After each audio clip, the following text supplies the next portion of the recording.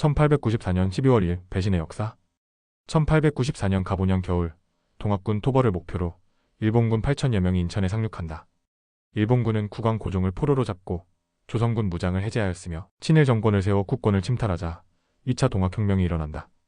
우금치 전투. 척양척외, 제폭구민, 보구간민의 기치를 내걸고 축창으로 무장한 동학군 4만 명은 한양으로 진군한다.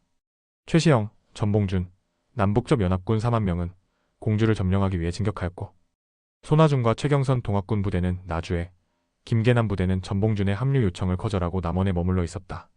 광군은 이두왕 부대와 이규태 부대, 일본군이 훈련시킨 이진호의 교도중대도 우금치에 투입되었다. 동학난 광군 지휘관 이규태는 1895년 을미사변 이후 항일 의병장이 된다. 동학군을 무차별 살육한 이두왕, 일본명 이토시치로와 이범호, 우범선은 명성황후 시해를 주도하고 일본으로 망명한다. 동학농민군 화승총이 최대 사정거리 400m인 반면 일본군 스나이더 소총은 사거리는 1800m로 신식 맥심 게틀링 기관총으로 무장한 일본군 일개중대는 우금치에서 5만 명의 동학군을 몰살한다. 공주 우금치 전투 동학군의 실수. 공주 전투에서 광군에게 패전하며 도망병이 늘어나자 전봉준은 속전속계를 강요받았다. 황토현 전투 당시 밀집 대형 전략 성공 과신으로 정면 공격을 무리하게 되풀이했다. 동학농민군 등에 노란색 바탕에 궁울이라는 붉은 글씨를 쓴 부적을 붙이고 돌격하였다. 동학군은 시천주 조화정이라는 주문을 큰 소리로 합창하였고 전봉준은 절대불사의 부적과 주문이라 믿도록 했다. 동학군 완전 살육하라. 일본은 미국 스페인 전쟁 참관 무관으로부터 필리핀 독립군을 살육하는 전투 방식을 철저히 적용한다. 10월 27일 밤 히로시마 대본영 가와카미 소로쿠 병참 총감은 일본군 병참선 조선 총사령부에 긴급 전문을 보낸다. 동학군을 조선 침략의 방해 세력으로 간주하고 동학당 조치는 엄렬함을 요하니 모조리 살육해야 한다. 황화대 전투에서 퇴각하는 동학농민군 추격에 대한 조선 관군과 일본군의 소탕은 학살 그 자체였다. 일본군 후비 보병은 예비역 장병부대로 독립 운영되었고 제19대대는 동학군 들을 일렬로 세워 총살하였다. 충청 태안에서는 동학군 4명의 목을 작두로 목이 떨어졌다고 하여 목내미셈이라 부른다. 석대들 들판에서 농민 2천여 명이 죽었으며 생포된 자들 가운데 지휘부는 산채로 화형당했다.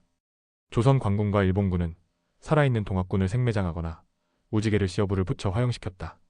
우금치 전투의 패배 이후 1년여 동안 전국을 뒤흔든 동학농민혁명은 태단원의 막을 내리게 된다. 1995년 일본 홋카이도 대학 연구실에서 발견된 동학농민군 지도자 유골이 일본에서 봉환된다. 패잔병 동학농민군은 조선군과 양반들이 자생적으로 조직한 차병대의 눈을 피해 뿔뿔이 흩어졌다. 녹두장군 나는 살아야겠소.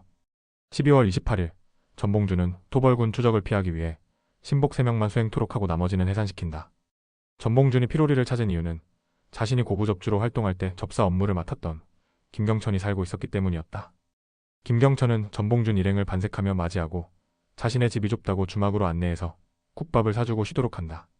김경천은 전주 가명퇴역 장교인 한신현에게 밀고했고 한신현은 동네 장정을 동원하여 전봉준을 급습한다. 전봉준은 주막 담장을 넘어 도망가려 했지만 장정들이 휘두른 몽둥이에 다리가 부러지면서 잡히고 만다. 후비보병 제19대 대장 미나미 소자가 순창 관아에 난입 전봉준 신복 윤정호를 사살하고 주둔지 나주로 합송한다. 전봉준 체포에 공이 큰 한신현은 군수 감투를 섰고 전봉준 다리를 부러뜨렸던 청년들에게 상금을 내렸다. 하지만 정작 전봉준을 처음 밀고 했던 김경천은 이 마을 저 마을 떠돌다가 굶어 죽었다고 한다. 김계남 친구 임병차는 관찰사 이도재에게 밀고 한다. 을사조약 이후 임병차는 최익형과 함께 의병을 일으켰고 검은도에 유배돼 굶어 죽었다.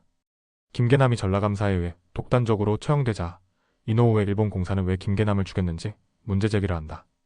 개나마 김계남아 수만 군사 어디다 두고 집둥우리가 웬 말이냐.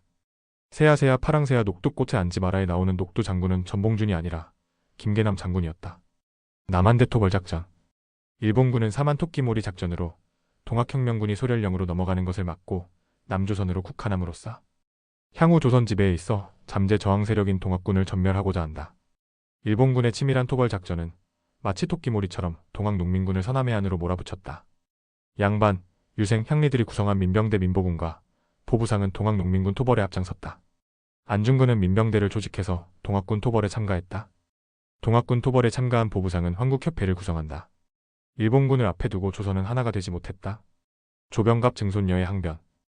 탐관오리 고부 군수 조병갑 아버지 조규순 영세 불망비, 조병갑의 선정비, 조병갑 만석보를 세운다. 조병갑은 이후 복직돼 1898년에는 고등재판소 판사가 되어 동학이대 교주 최시영에게 사형 판결을 내렸다. 조병갑은 찬익, 강희 두 아들을 두었고 조기숙 전 청와대 홍보수석, 현 이화여대 교수 할아버지가 강이다. 조강희는 총독부 기관지 경성일보와 매일신보에 재직 중 비행기 헌납 모금 독려를 위한 기사를 게재했다.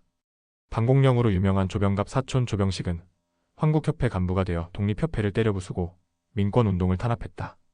조기숙은 조병갑은 동학농민운동의 정당성을 위한 희생양이고 조병갑이 동학농민운동을 유발했다는 것은 역사적 오류라며 항변한다. 광제창생, 고통에 헤매는 민중을 널리 구제한다는 동학농민군의 절규는 지금 우리에게 던지는 질문이다.